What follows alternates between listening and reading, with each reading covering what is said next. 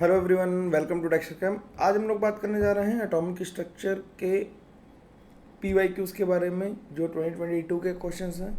2023 के सेट्स जल्दी ही लेके आऊँगा, टेंशन लेने की ज़रूरत नहीं है। हम लोग मोल कॉन्सेप्ट और सॉल्यूशंस के क्वेश्चंस कर चुके हैं, तो एक 11th का चैप्टर कर रहे हैं, 12th का चैप्टर कर रहे हैं और साथ साथ हमने जो शीट दी है वो मैं उम्मीद कर रहा हूँ कि तुम लोग अटैम्प्ट कर रहे होगे, इस उम्मीद में कि तुम अच्छे से पढ़ रहे हो, पढ़ाई अच्छी चल रही है। हम लोग धीरे धीरे डिस्कशन को आगे बढ़ाएंगे और पेसअप करते आएंगे। जीओसी भी कंप्लीट हो चुकी है, पूरी आइसोमेरिज्म रनिंग है, तो कोर्स काफ़ी सही चल रहा है। हम लोग मिड सितंबर के एंड तक ऑर्गेनिक भी ख़त्म कर रहे होंगे, क्योंकि स्पीड में चलेगा तो फिर ख़त्म ही हो जाएगा। सितंबर एंड या अक्टूबर के फर्स्ट वीक तक ऑर्गेनिक भी मैं पूरी ख़त्म ही कर दूंगा, ठीक है।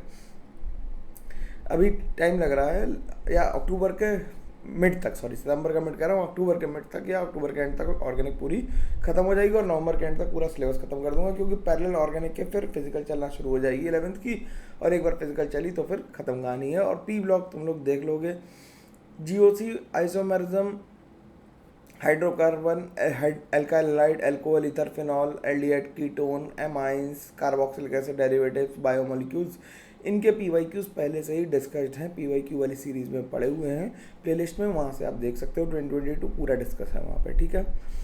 इसीलिए 11th के टॉपिक जल्दी जल्दी करूँगा, क्योंकि 2022 कवर हो जाए फिर 2023 पे आ जाएंगे। काम बहुत है, समय कम है, इसलिए थोड़ा तेज़ी से कर रहे हैं। फ्रीक्वेंसी भी बढ़ेगी और डे पर डे जो आ रही है उसे तो तुम लोग देख ही रहे हो, पसंद भी कर रहे हो, उसे देखो और शेयर करो लोगों के साथ। बहुत वो क्रिएटिव तरीके से बनाई जा रही हैं, है ना।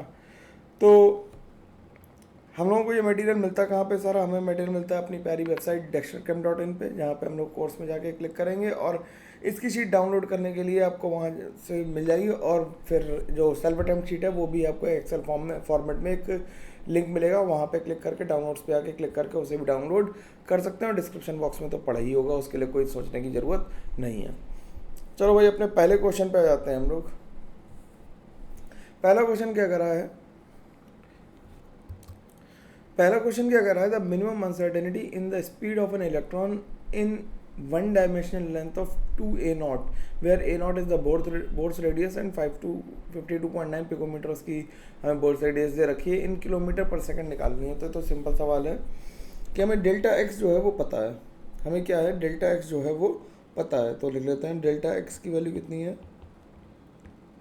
2a0 है।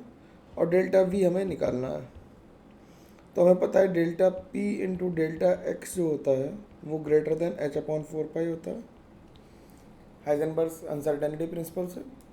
तो इसे m into delta v into delta x लिख दें,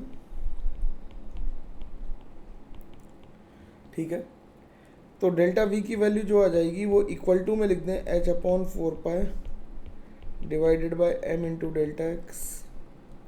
सबकी वैल्यू हमें गिवन है, h की वैल्यू दे रखी 6.63 इंटू 10⁻⁻34, ठीक। और हमें दे रखी है किसकी वैल्यू?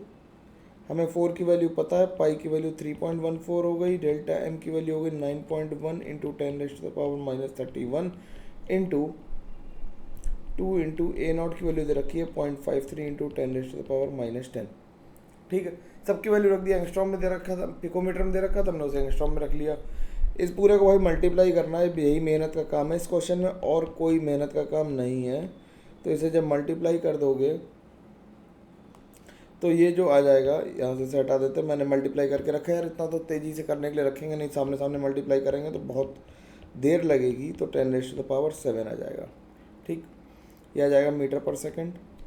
इसे डिवाइड कर देंगे तो ये आ जाएगा 0.0548, ठीक है, 0.0548 इंटू 10⁻7 मीटर पर सेकेंड, या फिर 548 इंटू 10⁻3 मीटर पर सेकेंड, या फिर 548 किलोमीटर पर सेकेंड, ठीक है। कई लोगों ने उसे किलोमीटर पर आवर पढ़ लिया और क्वेश्चन को गलत कर दिया, आंसर नहीं लिख पाए, तो इसका आंसर 548 आएगा। ये बात सिंपल है, आसानी से समझ में आ जानी चाहिए, कोई दिक्कत इसमें किसी को नहीं होनी चाहिए। सिंपल सवाल है, आसानी से समझ में आ रहा है, वेरी गुड। अगले क्वेश्चन की तरफ चलते हैं। देखो इसमें क्वेश्चन में, एटॉमिक के क्वेश्चन में लेंथ ज़्यादा होगी बस, और कोई दिक्कत नहीं है ना। अगला क्या कह रहा है? If the wavelength for an electron emitted from hydrogen atom is 3.3 into 10⁻10 metre, then the energy absorb by the electron in its ground state compare to the minimum energy required to escape from the atom is ठीक है, तो ionisation energy in the ground state कितनी दे रखी है? Ionisation energy in the ground state for H atom ये कितनी है? 2.18 इंटू 10⁻⁻18 जूल्स होती है। ये हम सबको पहले से फॉर्मूले से पता है। लैम्डा की वैल्यू हमें दे रखी है, लैम्डा की वैल्यू दे रखी है 3.3 इंटू 10⁻⁻10 मीटर। और लैम्डा हम इक्वल्स टू जानते हैं डी ब्रॉगली इक्वेशन से √2m के होता है। तो के यानी एनर्जी की वैल्यू जो आ जाएगी वो कितनी आ जाएगी? h² upon lambda square, h² upon lambda square into 2m। सबकी वैल्यू उठा के यहाँ पे रख दो भाई, सबकी वैल्यू उठा के यहाँ पे अगर रख दें तो कितनी हो जाएगी? h की वैल्यू कितनी दी थी हमें, देख लो जरा ऊपर 6.626। अरे भगवान बड़ी गंदी वैल्यू दे रखी, इंटू 6.626 इंटू 10⁻⁻34। अब यार जो वैल्यूज दे रखी है उन्हीं का यूज़ करना पड़ेगा, कुछ कर नहीं सकते, तो कैलकुलेशन तो करनी ही पड़ेगी। लैम्डा की वैल्यू है 3.3 इंटू 10⁻⁻10 इंटू 3.3 इंटू 10⁻⁻10 और ये हो गया 2 इंटू 9.1 इंटू 10⁻31। पूरे को उठा के थोड़ा सा इधर सरका लेते हैं, लिखने में दिक्कत हो रही है। अरे आ जा यार, ठीक, -31। इस पूरे को जब सॉल्व करोगे तो आ जाएगा 2/9.1। लगभग मैंने अप्रॉक्सीमेटली सॉल्व कर दिया। ऐसे 6.6 ले लोगे तो ये कट जाएगा, 2/6 छोड़ देना है ना। तो 10⁻⁻ कितना आ जाएगा? -17 जूल्स आ जाएगा। इसे डिवाइड करोगे तो ये एग्जैक्टली 2.18 इंटू 10⁻⁻18 जूल्स आ जाएगा। ठीक, तो energy absorbed is equal to क्या हो जाएगा? Minimum energy plus kinetic energy. तो एनर्जी एब्जॉर्ब्ड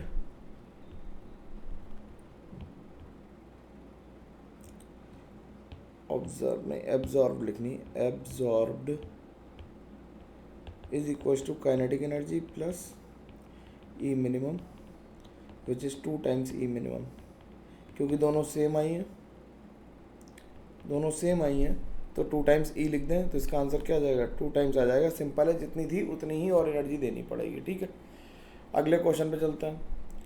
अगला क्वेश्चन क्या कर रहा है?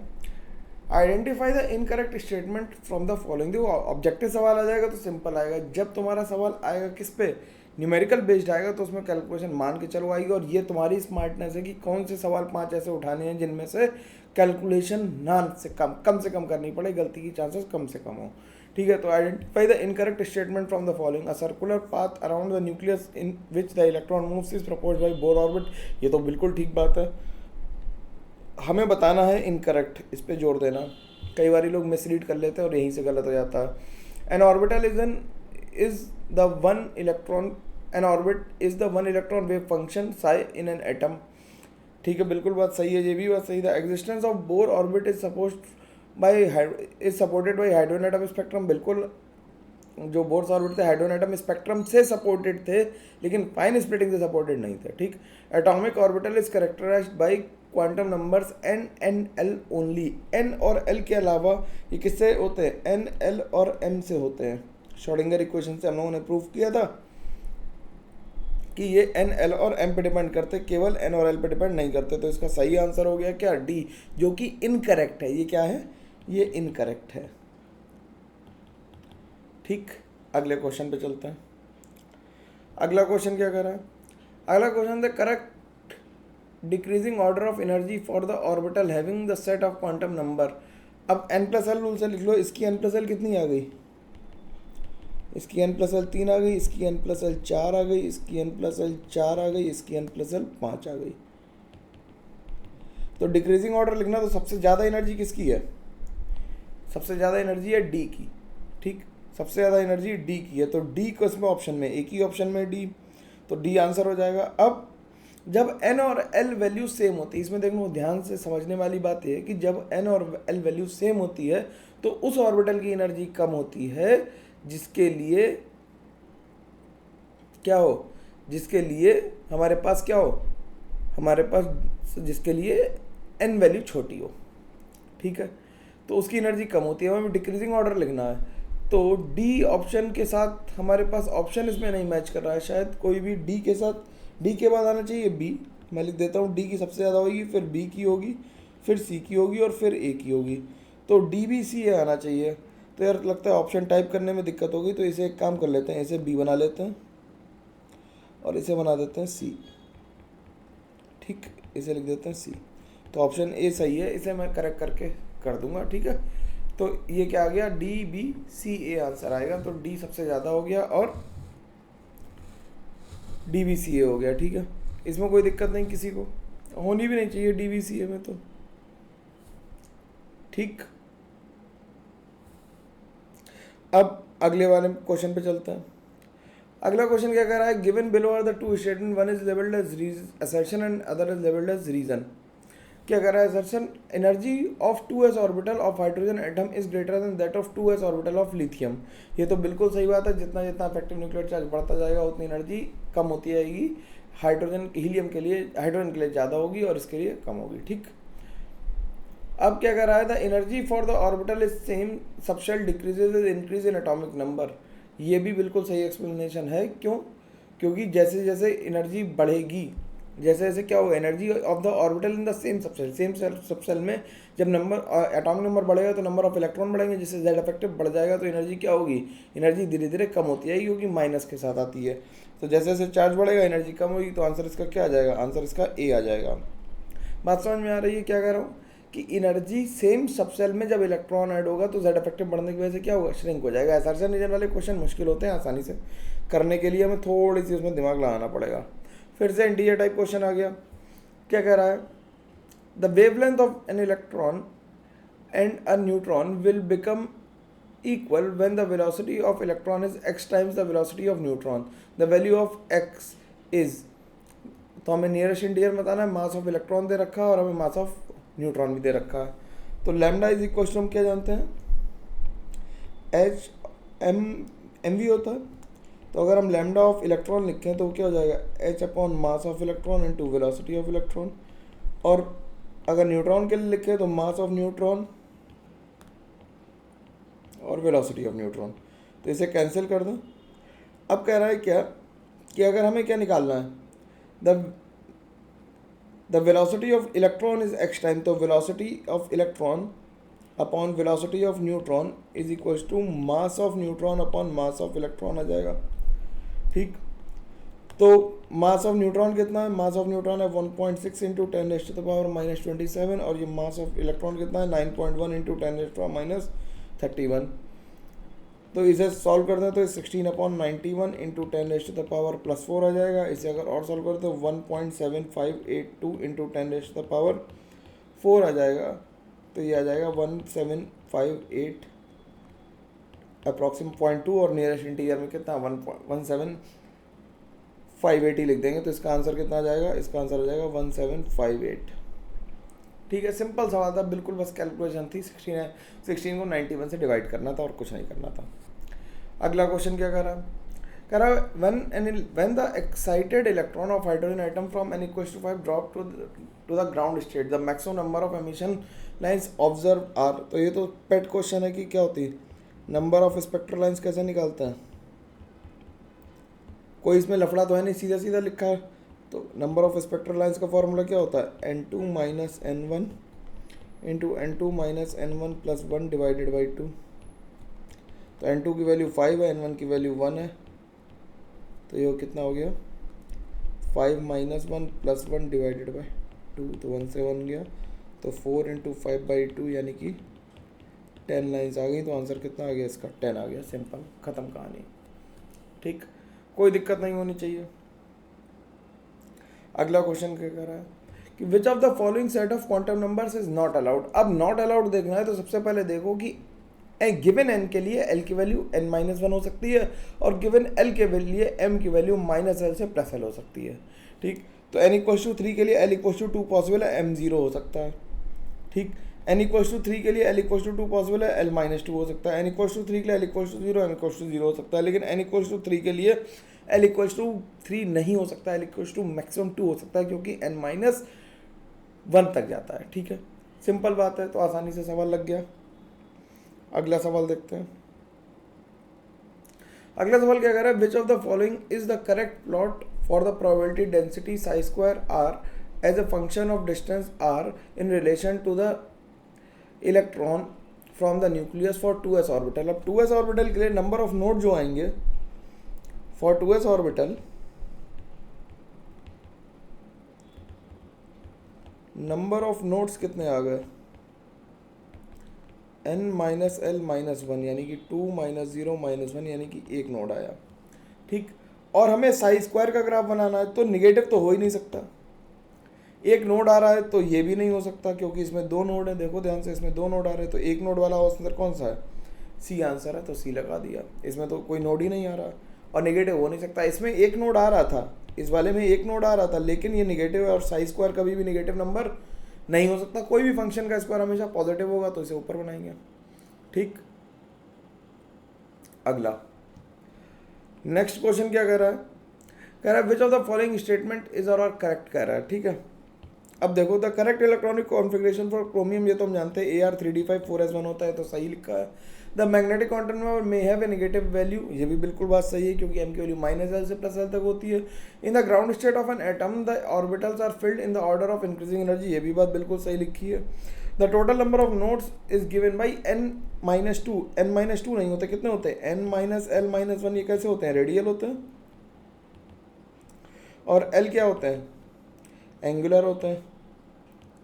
तो टोटल नोड कितने हो गए, n-1 हो गए, कितने हो गए, n-1 नोड हो गए टोटल नोड। ठीक है, n-l-1 रेडियल नोड्स हैं और एंगुलर नोड्स l होते हैं। तो इसमें आंसर क्या आ गया, ए बी और सी सही है, तो आंसर हमारा डी आ गया। अरे वाह, ए बी सी सही है, तो आंसर डी है। ठीक है, चलो अगले क्वेश्चन पे चलते हैं। अगला क्वेश्चन क्या कह रहा है, नेक्स्ट क्वेश्चन कह रहा है कि consider the following statement, the principal quantum number n is a positive number with n values 1 2 3, ये तो बिल्कुल ठीक बात है, बच्चों वाले स्टेटमेंट है। The azimuthal quantum number l given by for a given n can have values l equals to 0 to n-1 तक होगी। कहाँ होगी, n-1 तक होगी, तो ये स्टेटमेंट गलत हो गया हमारा, ये स्टेटमेंट गलत हो गया। Magnetic quantum number ml for a particular l has 2l+1 values, बिल्कुल ठीक बात है। कहाँ से कहाँ तक होती है, -l टू 0 टू +l, यानी कि टोटल कितनी हो जाएंगी, 2l+1 हो जाएंगी, तो ये स्टेटमेंट सही लिखा है। +12 and minus are the two possible orientation of electron spin, ये भी ठीक बात है। For l equals to 5 there will be a total of 9 orbitals, तो l इक्वल्स टू 5 जब होगा तो ऑर्बिटल्स की नंबर 11 होगा, 9 नहीं होगा। ठीक, तो आंसर ए सी और डी आ गया। ठीक है, सिंपल बात है, आसानी से समझ में आ गया, सवाल खत्म, आगे बढ़ता है। अगला क्वेश्चन फिर से इंटीजर आ गया यार, छोटे छोटे सवाल है, आसानी से लग जाएंगे। अब देखो क्या कह रहा है, if the work function of a metal is 6.63 into 10 raised to the power -19 joule. The maximum wavelength of the photon required to remove a photon from the metal is, तो वर्क फंक्शन पूछ रहा है, तो Sai equals to हमें पता है क्या होता है, phi equals to S C upon lambda, तो लैम्डा हमें पूछ रहा है, तो क्या है S C upon phi. H की वैल्यू कितनी है, 6.63 into 10 raise to the power -34, C की value 3 into 10 raise to the power 8 upon lambda की वैल्यू, मतलब फाई की वैल्यू कितनी दे रखी है, 6.63, अरे वाह ये तो नंबर ही इतने अच्छे दे रखे हैं, 19, तो ये पूरा कैंसिल हो गया, 9 8 17 हो गया, 17 में से 19 और 27 हो गया, तो 3 into 10 raise to the power -7 metre आ गई, या 300 into 10 raise to the power 9 metre आ गई, या फिर 300 नैनोमीटर आ गई। तो हमें नैनोमीटर में निकालनी थी, तो आंसर हमारा सीधे किस में आ गया, 300 आ गया, ख़त्म हो गया। सिंपल सवाल है, कैलकुलेशन ही करनी थी और कुछ तो करना ही नहीं है। ठीक, अगला सवाल क्या कह रहा है, अगला सवाल देखने में ऑब्जेक्टिव है, लेकिन ऑब्जेक्टिव है नहीं, है क्या, इंटीजर टाइप है। कैसे करेंगे, consider the following set of quantum numbers n l और m की वैल्यू दे रखी, द करेक्ट सेट दे रखा, तो वो सिंपल बात है, n इक्वल्स टू 3 के लिए l इक्वल्स टू 3 तो हो ही नहीं सकता, n इक्वल्स टू 3 के लिए l इक्वल्स टू 3 और -2 हो सकता है, 2 1 1 हो सकता है कॉन्फ़िगरेशन, और 2 2 नहीं हो सकता। तो कितने सही हैं, 2 ही सही हैं, पहला और आखिरी गलत है, क्योंकि n के लिए n माइनस वैल्यू ही हो सकती है l की। किसी गिवन n के लिए l की कितनी वैल्यू हो सकती है, n-1 ही हो सकती है। तो ये तो गलत ही दिया यार, सिंपल सवाल है। अगला क्वेश्चन क्या कह रहा है, अब फिर से देखो बार बार एक ही टॉपिक पे ही क्वेश्चन आ रहे हैं, छोटे छोटे से फटाफट करते चलता है। कह रहा है कि if the uncertainty in the velocity in the position of a particle spaces are in space are this and this, then the mass of the particle in grams बताना हमें। तो देखो डेल्टा वी हमें दे रखा है 2.4 इंटू 10⁻⁻26 मीटर पर second.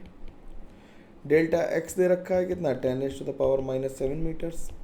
तो delta v into m into delta x किसके बराबर होता है, h/4 के बराबर होता है।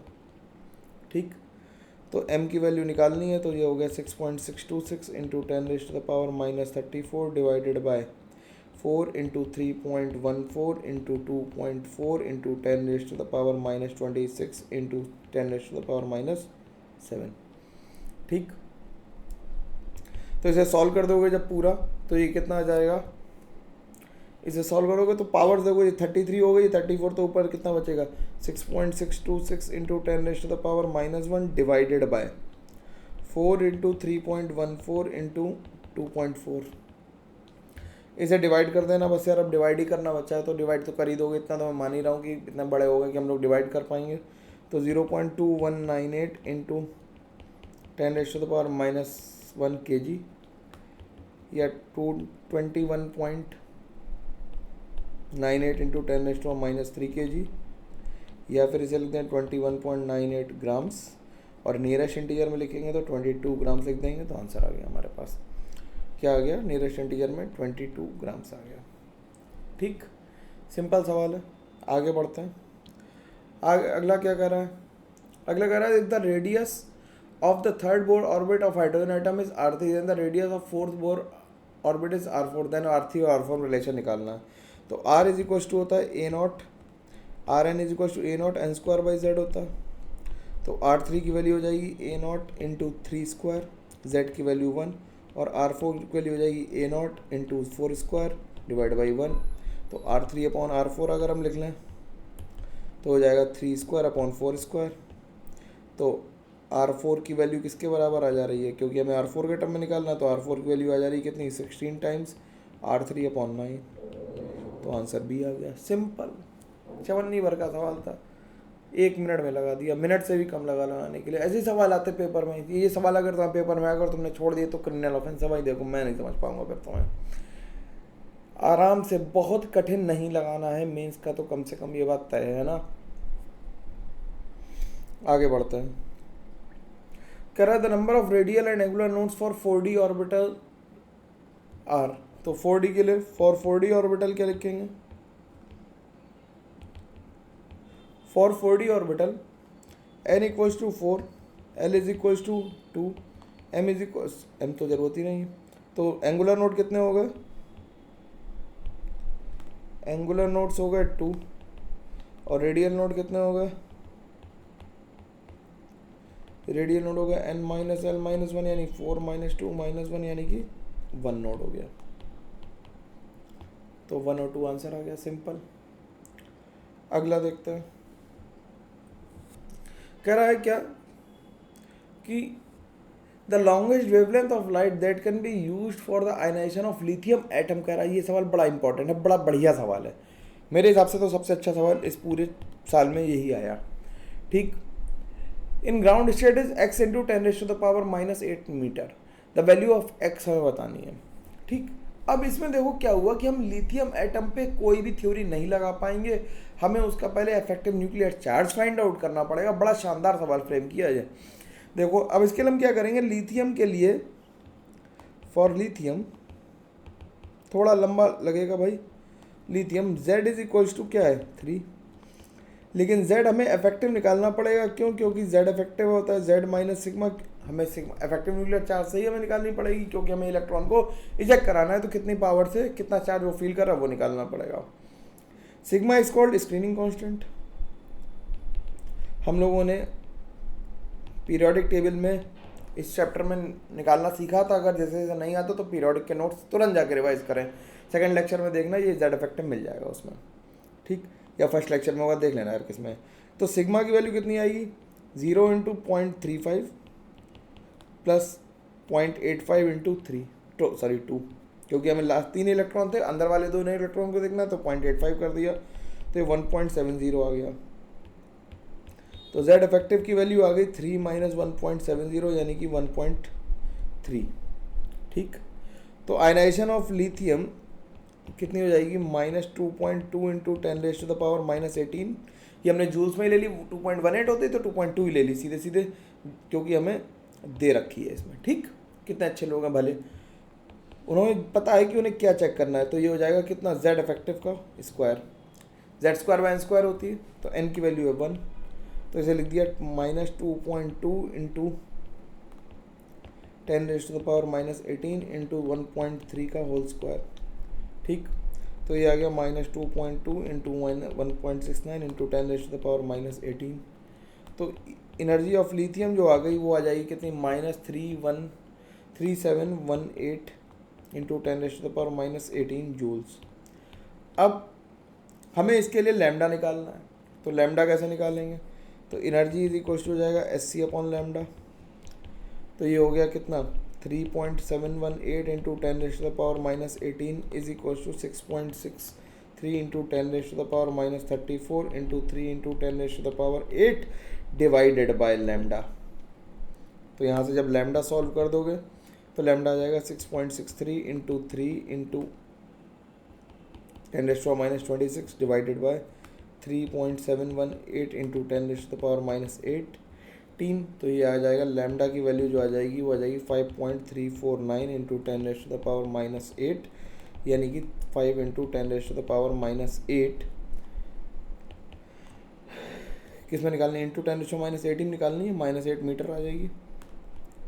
और आंसर कितना लिख देंगे, 5 नियरेस्ट इंटीजर में लिख देंगे। इसमें बढ़िया सवाल मैंने क्यों कहा इसे बढ़िया सवाल इसलिए कहा क्योंकि हमें Z इफेक्टिव फाइंड आउट करना पड़ा। हम Z इफेक्टिव फाइंड आउट करना पड़ रहा है, इसलिए सवाल की वेटेज बढ़ जाती है। और इससे एक हमें नया कॉन्सेप्ट भी सीखने को मिलता है कि अगर हम किसी का Z इफेक्टिव फाइंड आउट कर सकते हैं तो उसके लिए भी हम आयनाइजेशन एनर्जी वगैरह भी कैलकुलेट कर सकते हैं। ठीक, अब तो सिंपल सवाल आने वाले हैं। अगला सवाल क्या कर रहा है, the pair of electron which is isoelectronic Al+3 पे कितना है, 10 इलेक्ट्रॉन है। तो 10 इलेक्ट्रॉन O2 माइनस पे है, O2 माइनस पे और Mg2 प्लस पे है। ठीक है, Br पे तो बहुत ही ज़्यादा है, S पे चेक करने की जरूरत नहीं, 18 वाले हैं। ठीक है, तो ये तो सिंपल सवाल था। अगला सवाल क्या कर रहा है, the metal ion with the lowest spin only magnetic movement. तो स्पिन ओनली मैग्नेटिक मूवमेंट क्या होता है, under root of spin only magnetic movement किसके बराबर होता है, under root of n into n+2 के बराबर होता है। तो वेनेडियम 2+ का इलेक्ट्रॉनिक कॉन्फ़िगरेशन क्या आ जाएगा, वेनेडियम का एटॉमिक नंबर होता है 23, तो ये जाएगा Ar 3d3। निकल का कितना हो जाएगा, Ar निकल का एटॉमिक नंबर 28। अब देखो तुम्हें एटॉमिक नंबर नहीं याद, मैंने कहा था ना पीरियोडिक टेबल याद कर लो, सवाल लगते हैं। अगर एटॉमिक नंबर नहीं याद तो फिर तो सवाल बनने का कोई सवाल ही नहीं उठता ना तुम्हारा। तो जाएगा 3d8। फिर उसके बाद क्या है, क्रोमियम 2+ है, क्रोमियम 24 होता है, तो ये हो जाएगा Ar 3d4। और फिर Fe2+ है, Fe2+ 26 होता है, तो ये जाएगा Ar 3d6। अब इसमें बना लो डिब्बे,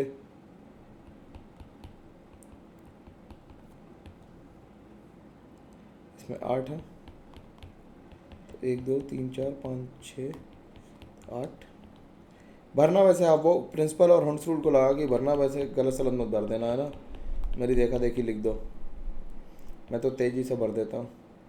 ठीक, ये सवाल तो मतलब वीडियो देखने की ज़रूरत भी नहीं पड़नी चाहिए, ये तो अपने आप ही लगना चाहिए। तो इसमें अनपेड इलेक्ट्रॉन कितने हैं, 3, इसमें 2, इसमें 4 और इसमें भी 4। तो आंसर क्या आ गया, निकल 2+ आ गया।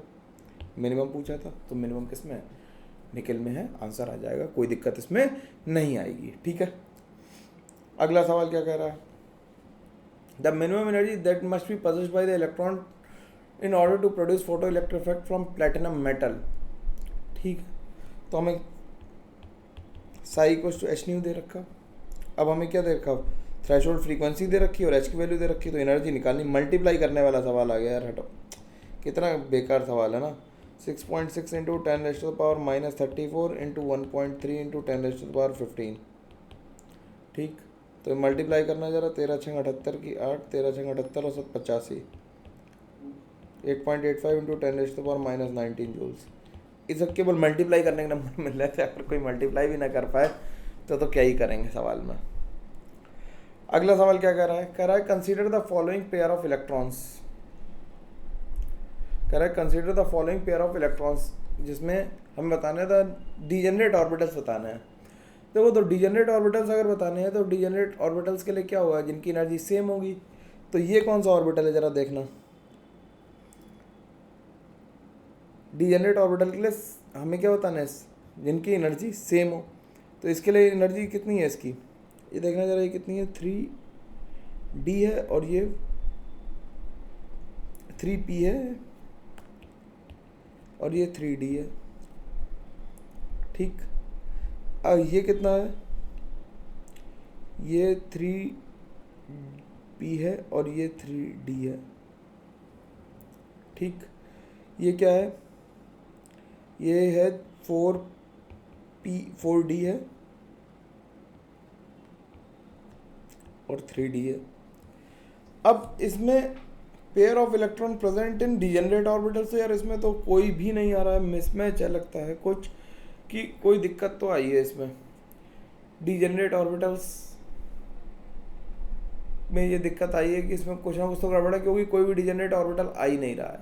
ठीक है, इस क्वेश्चन को अगर थोड़ा सा सही कर दें, इस क्वेश्चन को थोड़ा सा सही कर दें, थोड़ा सही करने का मतलब है यहाँ पे भी L=2 लिख दें।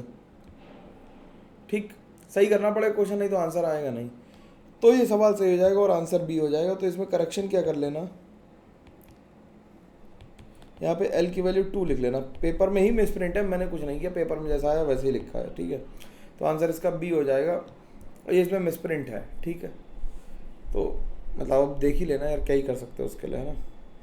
अगला क्वेश्चन क्या कर रहा है, the energy of 1 mole of photon of radiation of wavelength 300 nanometre. तो एनर्जी निकालनी है, तो सिंपल ही सवाल है, E क्या हो गया, Sc/λ। तो 6.63 इंटू 10⁻⁻34 इंटू पर मोल हमें निकालनी है 1 मोल के लिए। तो ये हो गया 6.02 इंटू 10⁻23 मल्टीप्लाई कर देंगे। ठीक है, और C की वैल्यू 3 इंटू 10⁸ आ गई, डिवाइडेड बाय 300 नैनोमीटर इंटू 10⁻⁻9। तो देखो कितना हो गया, इसे अगर लिख दें -7 कर दें, यहाँ से 3 से 3 कैंसिल कर दें, 7 और 8 15 और 8 7 38 हो गया। तो 6.63 इंटू 6.02 इंटू 10⁻⁻4 आ गया ये।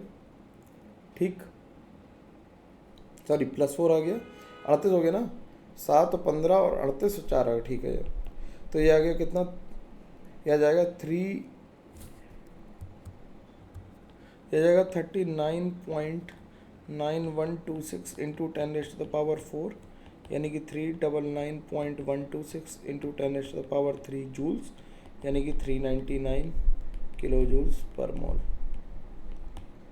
तो आंसर हमारा सी आ गया।